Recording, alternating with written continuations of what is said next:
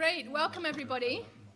I'm Emily Jones. I'm an associate professor here at the Blavatnik School of Government, and I'll be chairing the panel this morning on a very important topic of how can we build cohesive and diverse societies and encourage representative government.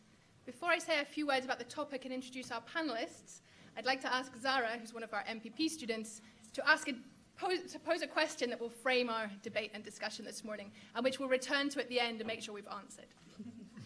Zara, over to you. Thank you, Emily. Distinguished panelists, my question to you is this.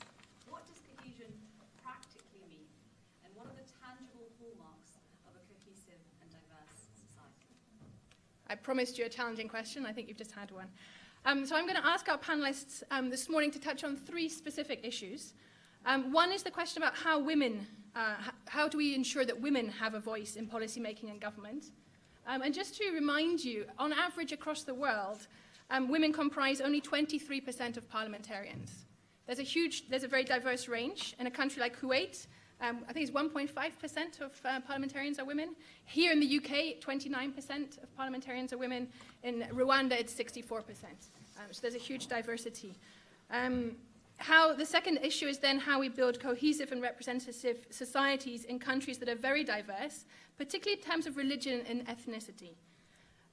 Again, just speaking from the UK's experience here, 13% of our population identifies or self-identifies as an ethnic minority, but only 6% of our MPs. And that's a sort of trend we see around the world where ethnic minorities are underrepresented in formal government bodies. And thirdly, on immigration. So if you've opened the headlines or the newspaper today in the UK, we've now got new data that there's a high number of EU workers in the UK. It's reached the highest level ever, and it's, of course, one of the most explosive points around the debate about whether the UK should leave Europe.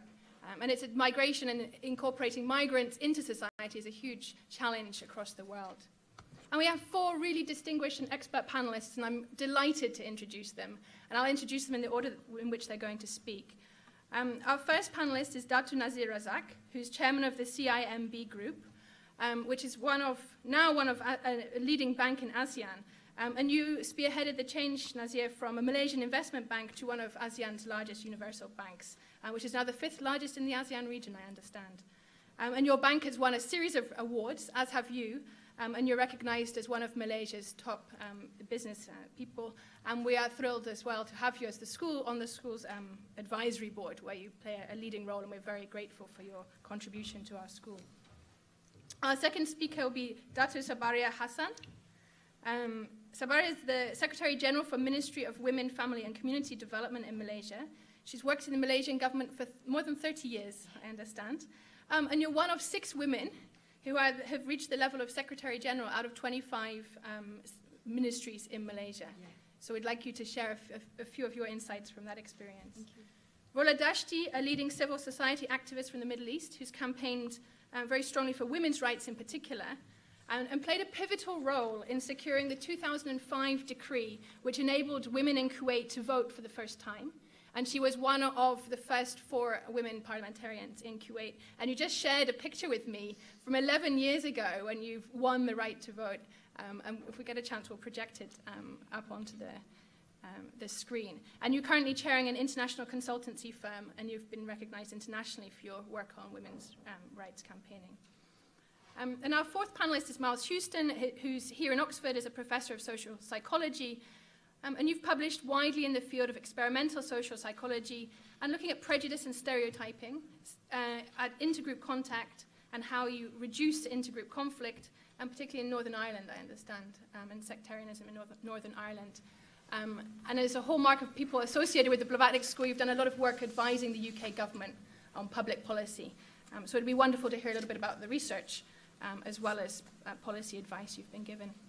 So Nazir, let me turn to you, and I'm going to ask each of our panelists to speak for about 4 or 5 minutes to kick off.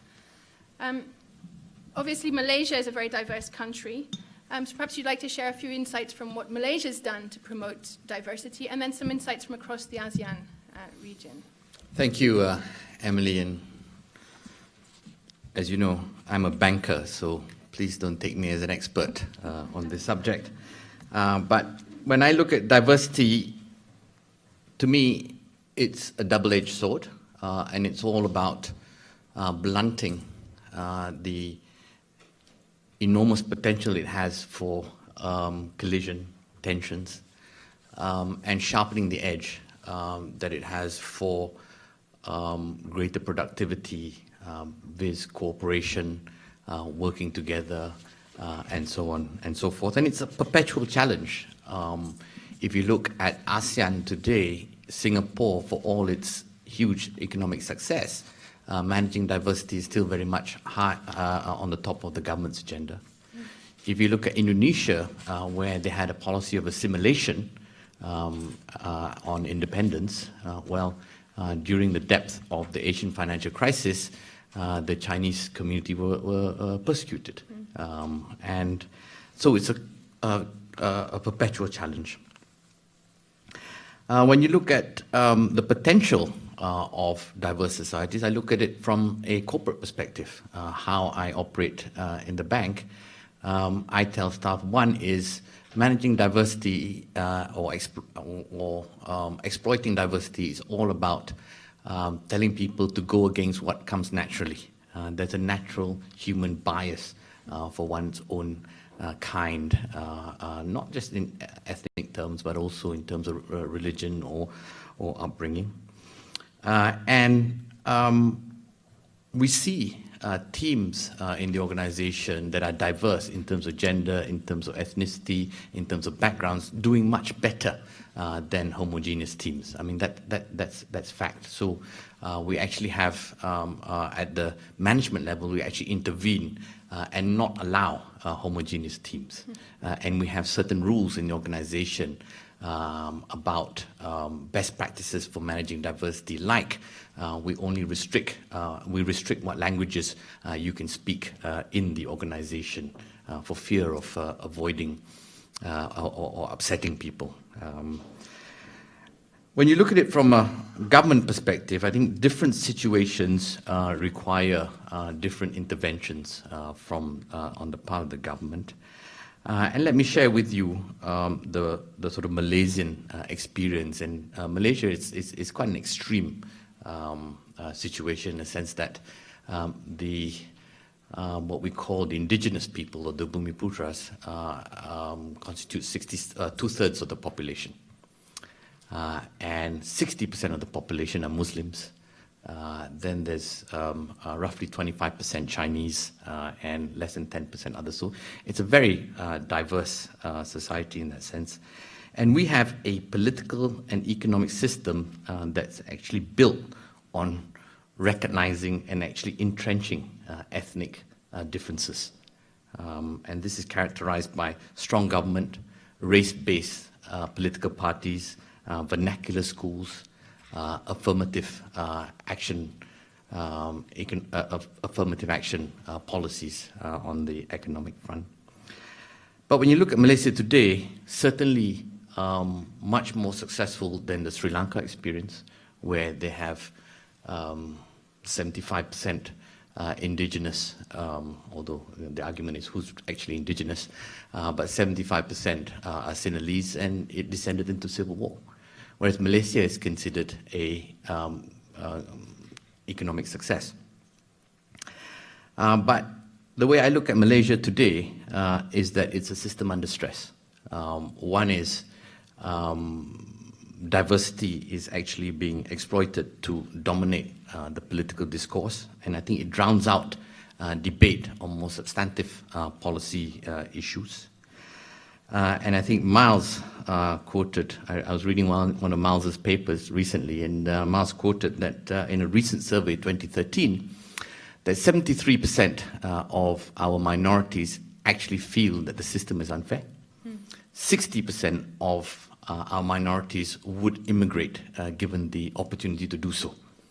Yeah, so the way I look at Malaysia, we have a system to manage diversity, and that was the introduction of affirmative action policies in 1970 and a few other things. And that system has actually run its course and is under stress. So the point I wanted to make is managing diversity also means that you continuously have to review your formula because situations change. And some of the the affirmative action policies that were accepted by the diverse population in 1970 is not really accepted by the new Malaysians today, who are asking the questions, why do we keep being identified as minorities or by our ethnic identity as opposed to as Malaysians? So let me wrap by just saying that, we need different policies for different situations, but perhaps I'd share with you my perspective of some of the proposed do's and don'ts in doing so. One is Malaysia introduced vernacular schools at the time of independence, and that is actually one of the worst decisions Malaysia ever made, because our children don't grow up together. So I totally take the point that vernacular schools, some of them are actually very good, but I think the downside of children not growing up together is enormous. Two is extreme imbalances, like we had at the time, the early days of Malaysia, where the 2/3 of the population own 2% of the corporate wealth. Those kind of extreme balances need to be managed or rebalanced.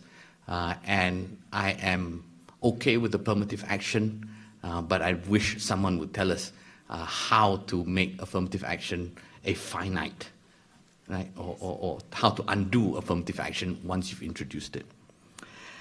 And this also goes to the point about women, because today Malaysia is introducing a 30% quota for women on boards, etc., which I am for, but I just worry about the long-term downsides of quotas. Political representation is absolutely essential for all groups, minorities, etc., etc.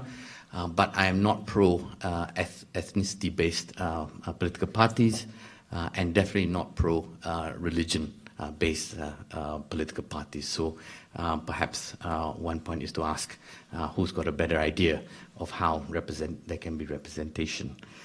And finally, legal framework is very important in a country like Malaysia, where we have very diverse race. Believe it or not, we have no definition of racism. Yeah, I remember growing up here in the UK in the 80s, where when you went to watch a football match, people still threw bananas onto the field.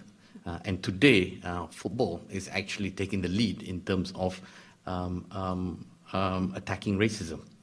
Right? And that, in part, has also been driven by the legal framework about what is racism, what isn't. And I think it's very, very important that one defines it and legislates against racism as part of the overall formula. And finally, in terms of integrating societies, we talked in the earlier session about having multiple identities. I fully agree with that. But it is very, very hard work. And you mustn't suppress identities. You must push for multiple identities. Yeah. Let me start with that. Thank you. You very much. Some really thought-provoking comments there. I wanted to press you just a little bit before I turn to Sabaria on the question of, from the business perspective, why diversity? You said it sort of improves business performance, but why is that? What can we learn from government and public policy from that experience in business? No, I think it's simple. What business function doesn't benefit from diverse thinking, right? And if you look at a sales process, having a diverse group of salespeople actually adds to your potential sales, period. So it's different perspectives and what they bring to For the sure, table. for sure. And you look at the Malaysian economy as a whole, our biggest upside as a diverse society is actually our connection with China and a connection with India, connection with the Middle East, because of the diaspora that exists in Malaysia. And rather than creating a situation where people want to migrate, we should create a situation where they are deeply vested in the country's economy. Great, thank you, Sabaria. Let's turn to you and hear a little bit of your perspective, both on sort of Malaysia's government policies, but also your own experience, if you wouldn't mind, as a leading woman in the Malaysian government. Thank you, Emily. Actually, I think I should say thank you to Dr. Sri Nazir, talking about the woman diversity. in terms of the more women participate or more people, I mean, multiracial, multi-ethnic in a company or in the corporate sector. But I'm looking at the even in the government sector, we have the policy because we believe that everyone should not be left alone. This is in line with the development goal, yeah, the second development goal, where sustainable development goal, sorry. So that everyone have to be inclusive in your planning. For example, Malaysia have a very fortunate, I would say fortunate, because from the history, I think that most of us knew our history. We were colonized by the English people for more over than 100 years. So these English people, they divide and rules for the Malaysian population. I have to say that because maybe we can learn something from this. So they divide the Malay in the agriculture, the Chinese in the economy, industrial economy, and the Indian in the plantation. So based on the three three sectors that people identify, this is the Malay must be in the public sector, or in the rural area, the Chinese in the urban, and the Indian in the estate area. So but the based on this segregation, so the government come up with a new policy because May 13, 1969 really taught us of how we want to involve everybody, the citizen of Malaysia, to be involved in the economy, education, and social activity. So the policy from the 1970s to look into we are not looking at the race, but we are looking at the citizen of Malaysia. So this policy was embedded in our system and in every Malaysian plan. Yeah, we have the Malaysia 5 Malaysian plan and embedded, and we have the national vision policy, which is toward 2020, set by the Tun Mahathir, yeah, our former Prime Minister. So this policy was embedded until the 11 Malaysia plan, which we are talking about. Nobody should be denied of their accessibility or denied in health, denied in education, and what and so on, so on. So this policy we carried out, and we involve all the population to be together to build a country. So that's why now we talk about the One Malaysia. Yeah, One Malaysia, meaning that we don't care, we don't divide you in terms of religion, we don't divide you into race, but we are Malaysian. So I think based on this, I think the diversity of Malaysia managed to so-called identify or move forward so that we can be together to develop Malaysia to be in high income toward 2020. Thank you. Thank you very much. Perhaps I could just ask you to reflect a little bit briefly on Nazir's comments around affirmative action and actually needing to end it perhaps now and to change the sort of problems that have arisen with vernacular-based schooling. Because it does seem to fly in the face of the sort of one Malaysia, we are Malaysian.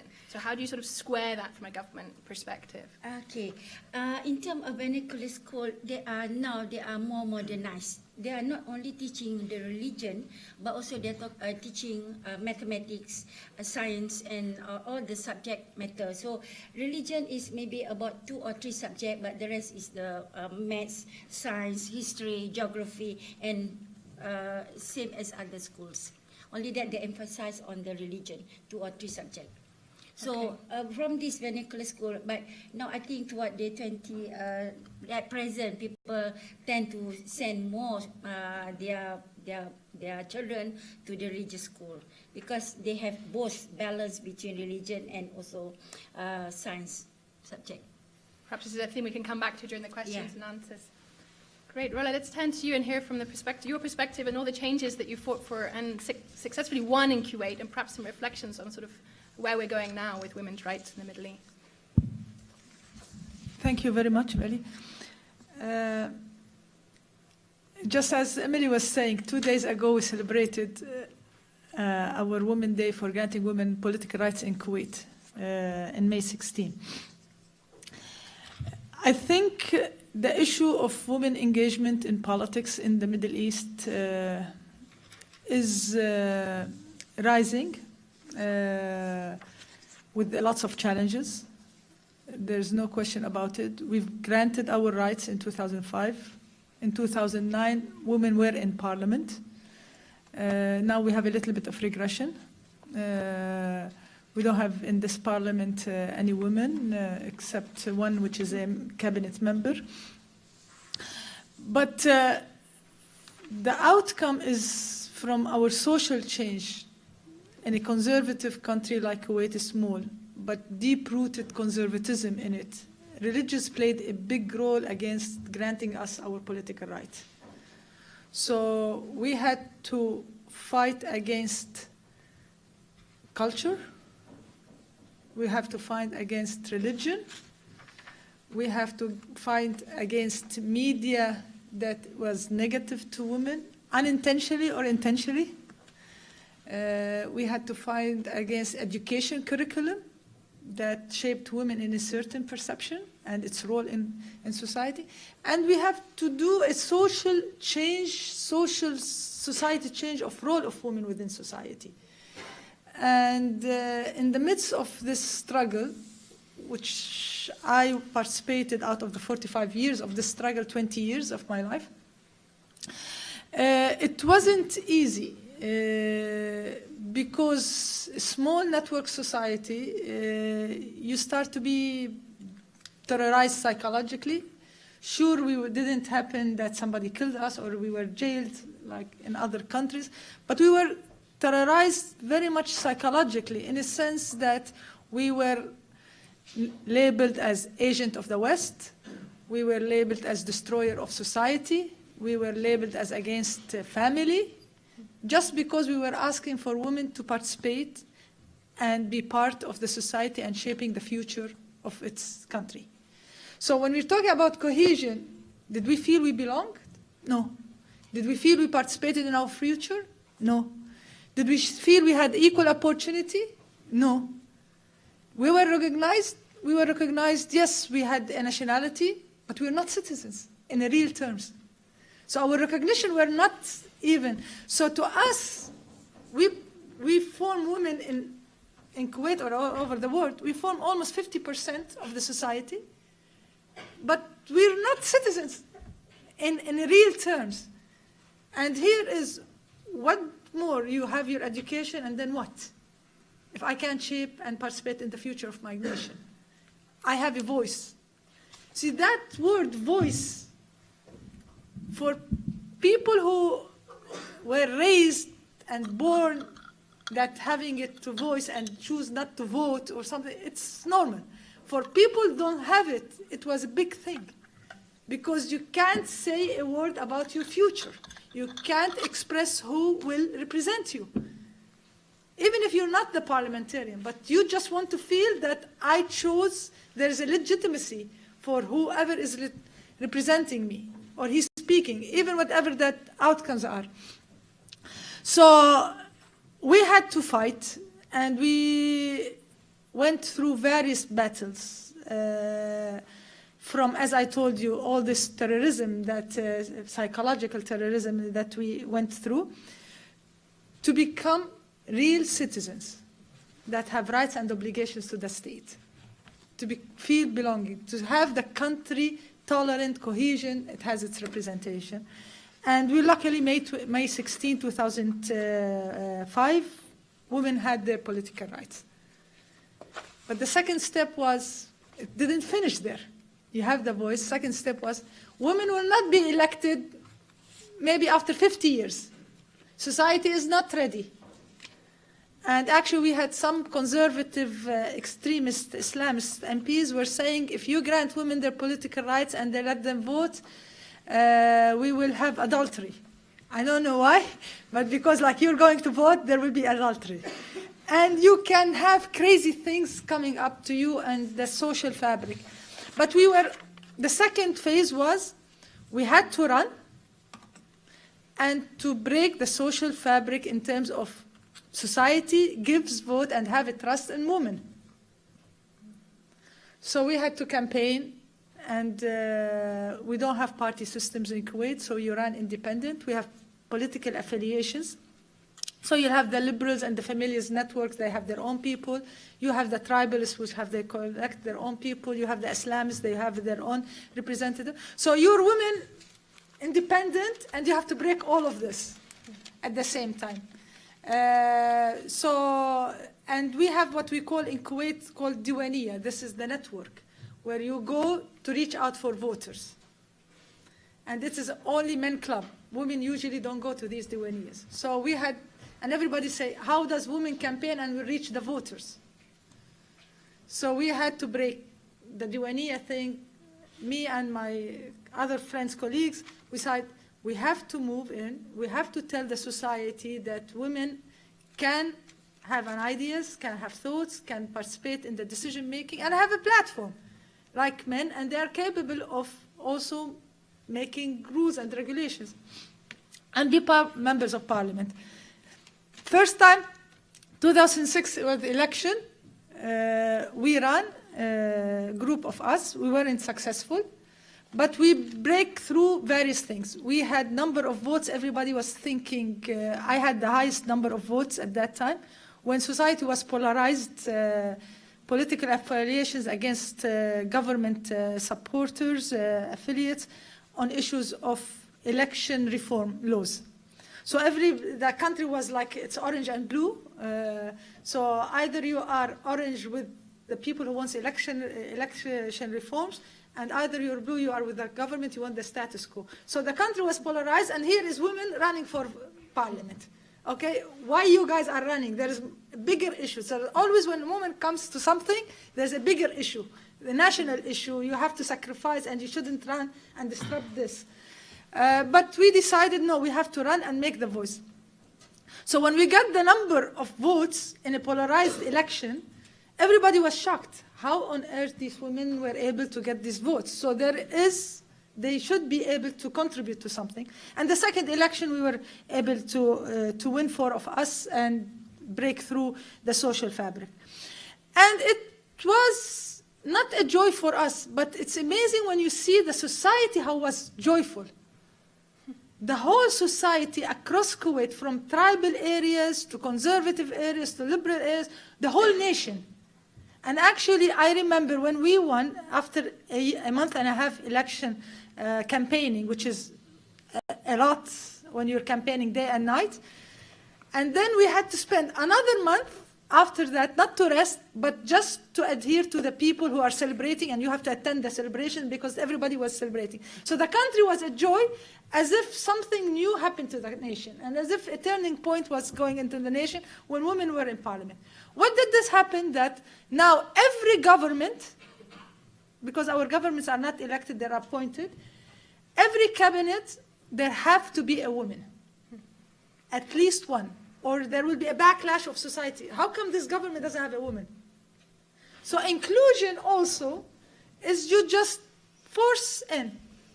But another story, this is we had to fight a battle. But the most important, we don't have women in the judiciary system. And we don't have a law that forbids women to be a judge. But practices and social criteria exclude them. So when we were, as a parliamentarian, we said we have to close the democratic cycle. Women are in cabinet now. Women are in the legislative. We need women in the judiciary system, so we have to break it. And when we looked, we thought there is a law that we have to pass. It wasn't. There was no discrimination. But what it was is that the Justice Department, when they announced for the prosecutors who will be ending up judges, okay, they have the announcement said men only. This post is for men only. And when we made a case against the Justice Department, so the ruling was that the law does not forbid, but society is not ready for women judges. And because of the religion background, the Islamization, and there is differences in does women in Islam should be a judge or not, we get into this. So we went to the head of the state as a parliamentarians, and speaking to the head of the state, our emir, and he said, how is your experience and what it is, and we kept telling him everything is fine. He said, how can we help as a government? We said, we want one thing. He said, what? We said, tell your justice minister to remove men only from that announcement. So capable women who are graduate from law schools can participate. And his response was, when you want to ask, you ask for the most difficult thing. And we said, this is what we want. We want the whole democratic, so Kuwait becomes real democratic. So it did in 2009. We were fighting and it didn't work out. In 2012, I was in cabinet member. So I went to my colleague, the justice lawyer, minister, and I said, now you're going to have it. Please, can you make sure that the ad doesn't have this? No, Rula, you know, it's backlash, Islamists, you don't want me to get trouble with the Islamists. And I said, no. We had a prime minister who was very open, and he said, why not?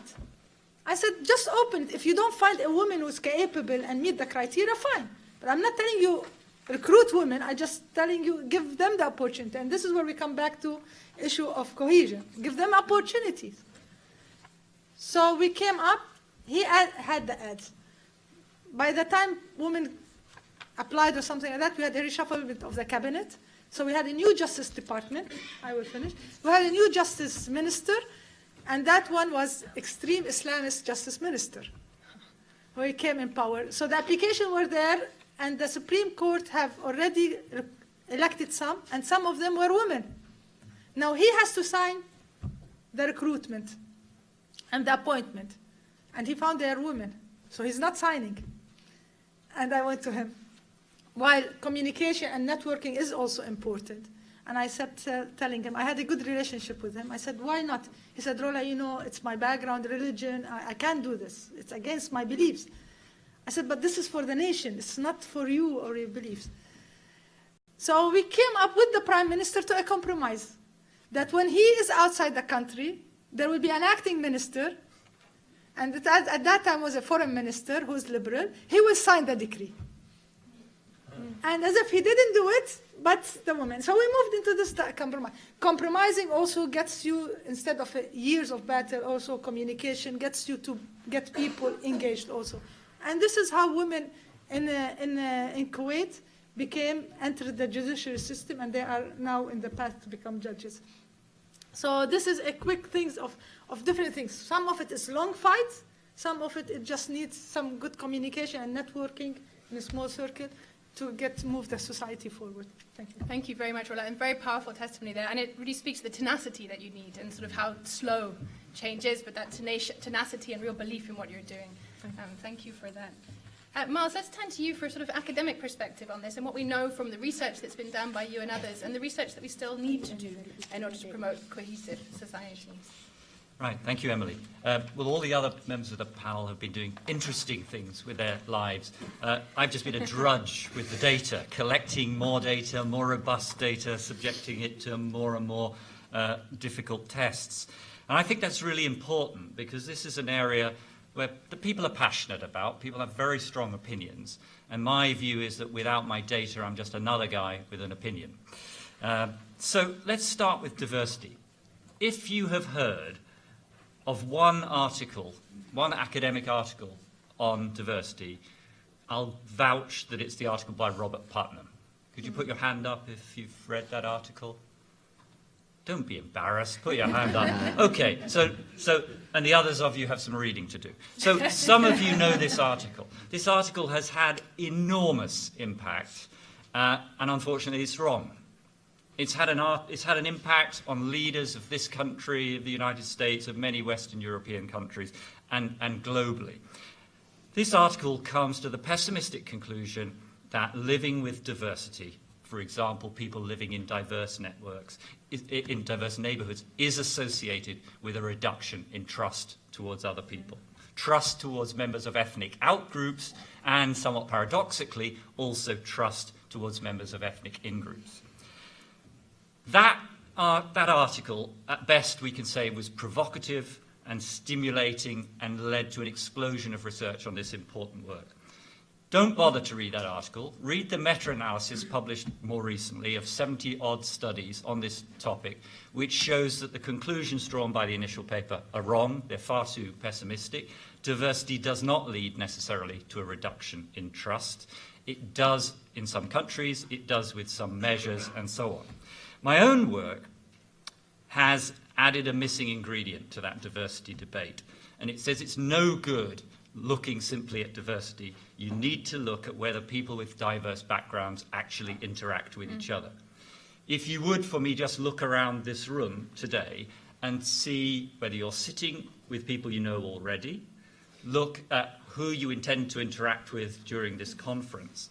Until you've actually reached out and interacted with somebody that you didn't know already, who belongs, for example, to a different ethnic group or gender group or interest group, then you haven't exploited the opportunity, the opportunity that Nazir hinted at, that diversity has. It comes with challenges and it comes with great opportunities. Until I reach out and talk to an economist whose perspective is different from mine, I will not be aware of what a rich literature there actually is in economics about diversity, as well as in my field, social psychology.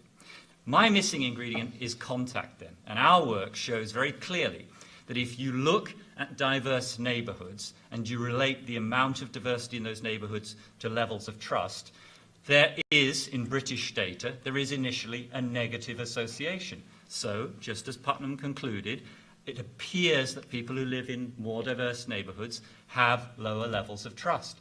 Then you introduce to what is a complicated statistical model that I'm simplifying for you. Then you introduce this missing variable of contact, and you find that diversity is actually positively associated with contact, and contact is positively associated with trust. To give an example, to rest you from the data for a second, give an example that Emily gave to me earlier about her child who goes to a very diverse school.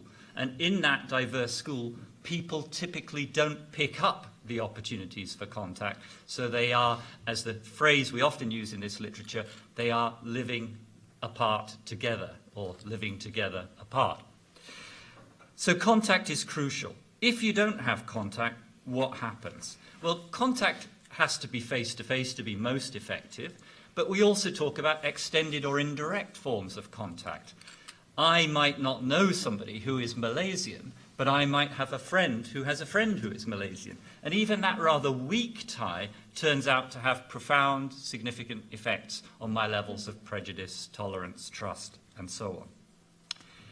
If we don't promote contact, if we simply accept diversity as our goal, if we don't promote contact, we will be left with a policy dilemma. And Emily asked me to bring in the policy, and this is where I would bring in the policy. A lot of our work has gone beyond survey studies and said, when you go to a mixed school, when you go to a mixed organisation, do people actually mix? If I go back to Zara's initial question to us, which was a question about what social cohesion actually was. Well, for me, social cohesion is not just sharing the same space. It's interacting with each other, generating mutual trust, having mixed neighbourhoods, having not just bonding social capital with people of the same ethnic background as you, but also bridging social capital with people whose backgrounds is different from you.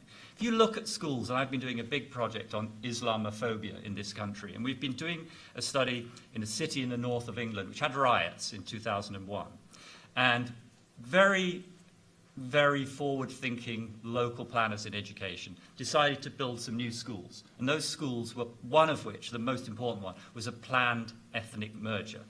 It took an existing white British school, an existing British Asian Muslim school, and it merged them in a new school. Beautiful new school, almost as beautiful as this building. Wonderful building. But it was like pouring a pint of milk in together with a pint of Guinness, which doesn't sound very appealing. The kids and the teachers in that school made it very appealing. They made it very successful. Those kids have learnt to live with each other. But there are some limits to that integration. If you observe them as I probably could observe you too at lunchtime, you'll see a pattern of resegregation. You'll see the people from this part of the world sitting and living together. You might see men eating together and women eating together, depending on how strong people's stereotypes are. And that's the same thing that happens in these schools. The white kids sit over here and the Asian kids sit over here.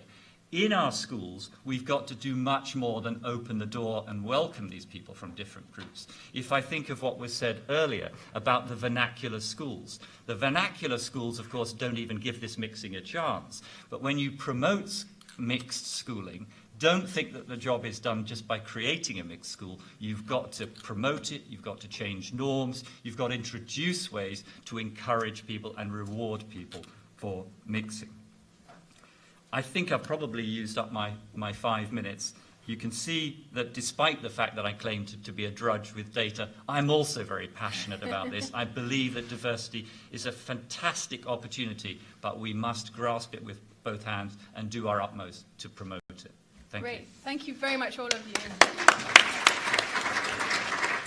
I'd now like to open up to other people, I'm sure, who feel just as passionately about this topic. It's something we can all relate to and all need to relate to.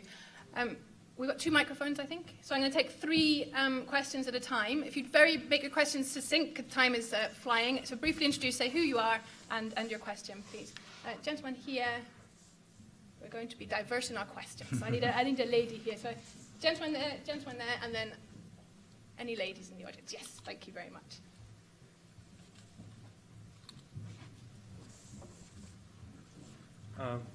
Thank you very much for fantastic perspectives, and I think the question of cohesive and diverse societies is around in the last couple of years. My name is Željko Jovanović. I'm working with Open Society Foundations, and my question for those who would like to answer, I mean, it was more obvious in the political struggle in Kuwait, the question of power in how we actually build diversity and cohesiveness, when diversity and cohesiveness is not high on the agenda of what national interest is. So building these power structures that give a structural opportunity for not only whether societies are cohesive or diverse, they are by default, by diversity among individual people, but how the terms of this diversity and cohesion are actually defined and whether people have a structural opportunity to get engaged. In the microcosmos of schools, and Miles was part of our discussions in Open Society Foundations based on his experience, we know that disaggregation of schools in which Roma children of single ethnicity are segregated are lower in quality. But when you disaggregate the schools, the role of a teacher, who is the prime power figure, or school principal, is crucial to arrange not only a contact, but experience of different people with different backgrounds. Great, thank you. So good question there on power and how we actually change things and the role of leadership as well. Yeah. Thank you. Bring the mic down to this lady at the front. My name is Levent Tuzun. I was a student here 2 years ago, and now I work for the International Development Bank. I have 2 questions. May I be permitted to ask both? They're very Keep brief. it to 1 and then perhaps come back. Sure. Thank you. And thank you for asking permission and not just launching into the 2. I appreciate it. The first one I'll ask is about financial inclusion and its contribution to cohesion in society.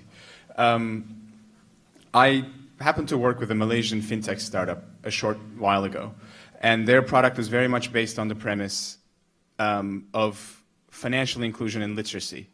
And they saw it as a tool that literally facilitates some of the wealth creation and transfer that our first speaker talked about. What are some of your observations, both from a business perspective and a government perspective, on the benefits of financial inclusion and actually spending time and effort and money to increase it? Great, thank you. And third question? My name is Shadia Nayati, and I'm working for the Office of External Affairs of the Baha'i community in Italy and in the UK. So my question would be, how can the government promote, any of your governments really, promote opportunities for religious and ethnic minorities to create more cohesive societies? So what can be the role of minorities in fostering cohesion in society? And have you got any particular thoughts yourself on the government policies? I'd actually like to hear what. Because we've talked quite a bit about education. Maybe we should start with that question. Because I think we've touched quite a bit on education. Are there other areas of government policy that you think need prioritising? Perhaps we'll go in the same order as as our speakers spoke. Nazir, if you'd like to pick up on some of these questions. Yeah. Maybe the financial inclusion one. Yeah, just quickly, I'll pick up on the first two if I could. Sure. Firstly, on the power structure and leadership on the topic of diversity, I think we should somewhere discuss the tension between democracy and diversity. And, if you look at the Sri Lanka situation where, once the Sinhalese government gets into place, there's no representation for the Tamils, for instance. So if you take democracy in the sort of basic, I hate to say this inverted commas American sense, which is one person, one vote, then it's dangerous. It's downright dangerous for managing diversity. So then you then need to go into the whole ask about constitutions and the whole political economic system design to make sure that minorities are properly protected. Two, in terms of financial inclusion and integration, absolutely. I think certainly if you talk about inclusion and poverty, definitely there's a lot that can be done by the government to intervene, to create more opportunities, to channel funds in the right direction. And here is where Malaysia is struggling again, which is the tension between our affirmative action policies and the reality of where poverty lies. So just to come back on this affirmative action, because I think I touched on the third question, which is what government should do, because you already talked earlier about phasing it out. At the same time, you've talked about the need to empower minorities and those who don't have wealth. And so is it about redesigning the affirmative action policy, or is it about ending the affirmative action No, policy? I think it is about, America has affirmative action policies. I think there's nothing wrong with affirmative action policies. You just have to make sure that is relevant for that moment in time, the requirements of the economy and society. And secondly, you have to protect it from abuse. It's the most easily abused weapon of government. And like you said earlier, it can actually reinforce segregation rather than actually end it and empower minorities. Correct. I mean, just basic point is we introduced an affirmative action policy in 1971. It's a 20-year policy. It's now 45 years. It's still going on. Great, thank you. Sabaria. Thank you, Emily. I would like to comment on the last two. Yeah, I think I tend to agree with the Datuk Sri Nazir regarding the how the government can promote their ethnic society for fostering integration. I believe that this is the leadership and the political will. If you don't have the leadership which believe that we have to integrate or we have to collaborate, then I think that whatever plan that you develop, it cannot be, materialized. So one thing is about but we are very lucky and fortunate in my country that we have a good leadership and we have the political will so that we can assure that whatever policy that we have promote or we develop, we will act into it. So another one is in term of the financial inclusion, within the government and the private sector or the public sector. The public sector are more looking at the middle income, but government will look also into the Ministry of Women. We are looking into the B40, the bottom 40, meaning that these people are quite, we call it poor, poor.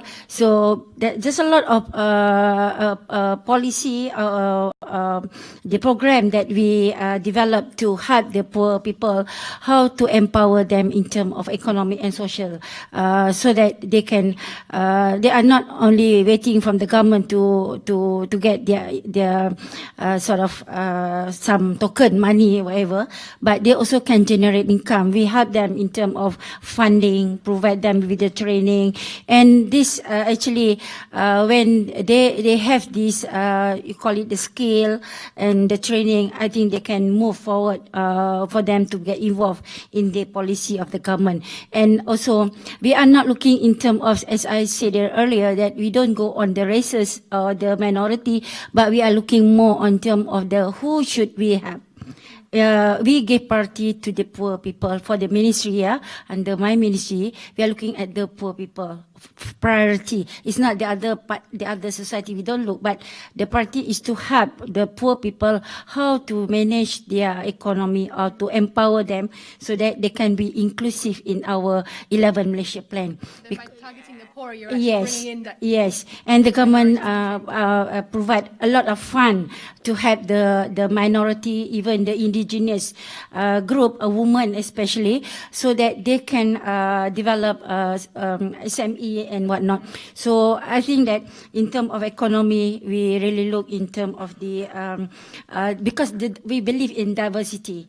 So everybody involved in our economy without prejudice or what belief or what race you are in. Thank you. Thank you very much. Rola, do you want to take up this question about power structures as well and how you empower? Yes. I think it's very important that the nation building, the public institutions itself are strong.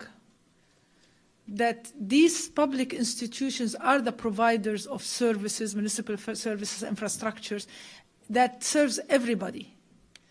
So that the citizen itself is allegiance to the state, not to the ethnic group or the religious or the tribe, which they are the providers of the services.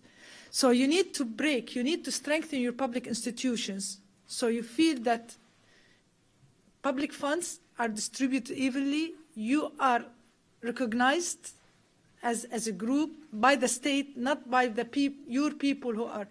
And election law are very important, especially when you get communities or countries which are small, because election law, if they are tailored towards this area will be elected from this type of tribal, or this area is elected from this type of a group, ethnic group, or this familiar group, or something like that, then the allegiance becomes, the voters goes to this group as if they are the providers of their services. And you start breaking the state itself. And so you need to strengthen the rule of law, saying the public institutions are the ones who are the providers, and you bring the citizen to become eligible. So the power should be the state power that distributes to everybody. So you start to feel belonging if you are a woman, or you are a special need, or you are from this ethnic group, or something like that. You don't go. So this becomes, government leaders becomes their servant to the state, to the people, not they serve me, but whenever they take a decision, it doesn't, they take the decision only, as Nazir was saying, this ethnic group, because I'm in power, so I serve this group and isolate everybody else, and everybody else marginalized. But if you have strong public institutions, rule of law, that gives the opportunity to everybody, and where everybody speaks about their existence and belong, when there is limited opportunities, and especially economic opportunities, then everybody cries. Because everybody wants to take this limited. So you as a state and leadership needs to create a big cake and a big pie that everybody can feel that can have access to it. But in a limited pie, and you wanted to focus your eye on only this, how to distribute a small limited pie, you'll always find some people will be marginalized.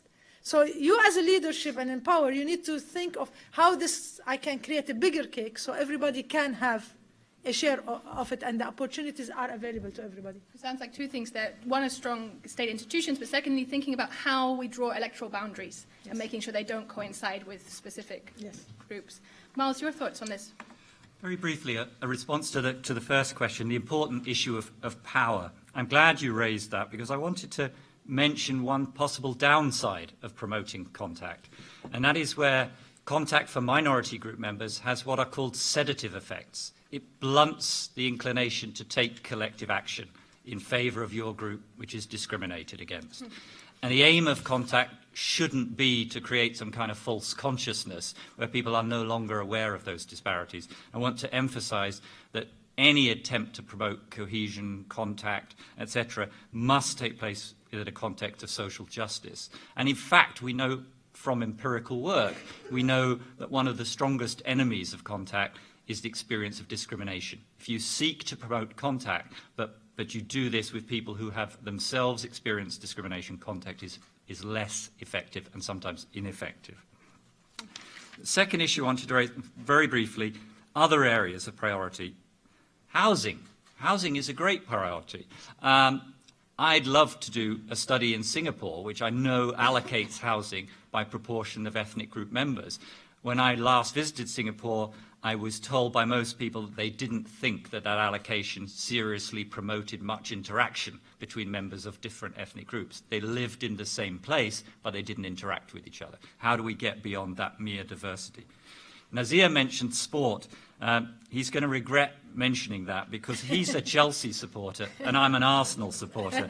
But the thing that both those clubs do, and lots of other Premiership clubs do, is they model diversity. There isn't a successful Premier League team today that is not diverse, which is why the bananas that he referred to have been put away, and people support their team members wherever they come from.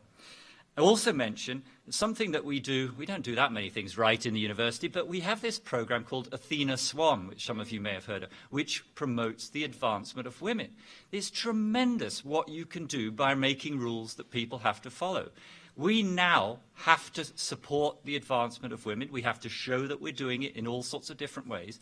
And there is a real lever to making us do that, which is that if you don't show that you're doing this and you go through a bronze and a silver up to a gold level, if you don't do it, you are ineligible to receive certain national funds. That's a way to change people's behaviour. Finally, because I know we have to end, we've talked a lot about multiple identities. And I want to emphasize that from the view of a social psychologist, we are all entirely capable of having multiple identities, just as we are capable of speaking multiple languages. We switch on and we switch off those identities in different settings. Nobody should be asked to support, for example, the Malaysian national identity if they give up one of their other identities. That's not necessary. We have multiple identities. This was beautifully expressed as today is the first day of the new international cricket season in this country. This is beautifully expressed by a gentleman called the Nawab of Pataudi, a former, any Indians here in the audience? Do you know who he is? A former Indian cricket captain. When he took over that team, the members of the team came from all sorts of different areas of India. They kept themselves to themselves. They spoke their regional languages. They sat together. They even ate their own food. And he said to these guys, you are not playing for Delhi, Punjab, Madras, Calcutta, or Bombay. You are playing for India. You are Indian. And that's the identity for that moment, but it doesn't mean giving up the other identities for other moments. Excellent, thank you. We have 3 minutes. I'm going to suggest we have one last question. Someone has already got their hand up and anticipated the opening up of the floor. So we'll give you the mic. I think we could have had a very fruitful discussion for longer. And I wish we'd had the chance. Thank you very much. Yeah. My name is Montserrat Gibernau. I'm a visiting fellow at Magdalene College here in Oxford. I was listening to all of you and talking about diversity. It seems to me that the first question is, what do we mean by diversity? Because of all these different policies, of all these different views in which we mention the word diversity, it seems to me that we've been referring to different aspects of what's diversity. Are we meaning diversity ethnic groups? Are we meaning different traditions? Are we meaning different senses of belonging, different values, social, political, religious? I think one has to really say what angle one is using when analyzing diversity. Otherwise, the strength of diversity per se could mean many different things to many different people. And that brings us very nicely back to actually the starting point, which was Zara's question, which was what does cohesion practically mean and what are the tangible hallmarks, which is almost the sort of flip side of your question. And I'm going to ask our panelists, I'm going to give them a very tough... Could I say something very brief? Okay, very brief. Because It's very brief. When we talk about diversity, in the times of crisis as now, I think it's very difficult to find, in some occasions, what the limits of tolerance are regarding diversity. I was wondering whether anybody would be able to comment on that. Thank you. The limits of tolerance. Perhaps you can weave that into your tough task I'm going to ask you, which is one sentence on the hallmarks of a diverse society. And perhaps you can think about in that the limits of tolerance. Okay, well, let's go in reverse order to put Miles on the spot. Thanks for that. For me, it's a tolerant, unprejudiced society, a trusting society, where you build trust through your mutual interactions, where there is contact rather than segregation. Do I think there are limits of tolerance? I actually don't think there are. I think it's a matter of the social context in which you put it, the leadership you have from the school heads, as that nice example was given, from the leaders of industry and government. I don't think there are a priori limits on that tolerance. Right, Roland. I'll just add to what was said by Miles, belonging, participation, having equal opportunity, you're recognized, and the legitimacy. Great, thank you. Sabaria. For me, diversity means gender differences, economy. It can be also economy, social, and also ages. I think I agree with what she mentioned just now. It's all-inclusive, and the limit of tolerance is depend on the country. I mean, in terms of how you are bringing. So some people their tolerance is. Our tolerance is higher, some is a little bit. But in come to racism, I think that nobody can tolerate that. Thank you. Thank you. Nazir, last word to you. No, I think all of the above, but I think, as I mentioned just now, what is important in terms of judging cohesion and success is, I think, a continuous understanding of levels of engagement, particularly of the minorities. And I mentioned to you earlier about the survey that we did, or someone did in 2013. And that gives you a good sense of the situation in Malaysia.